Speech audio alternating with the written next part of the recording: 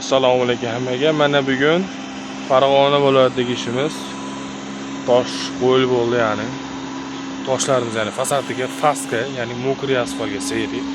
Sokollar bashmu sokol. Bu obyektimiz o'sha 90 kvadrat chiqyapti. Bu qoldirib ketgan joylarimiz tumba bo'lib chiqadi, alohida ramka bo'ladi, robot atrofida. Robotda ham mokriy hamma faska to'layapti. Bu ishlarimizga 15 yil, 20 yil bemalol garantiya beramiz.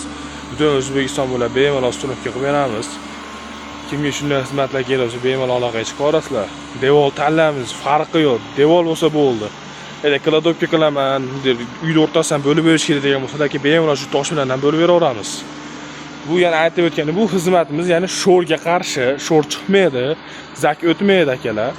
Farqi yo'q. Qanaqa devor bo'lsa qat'iy nazar, anaqa sinch devor ikkala urilgan bo'lsa ham bemalol urib ketaveramiz.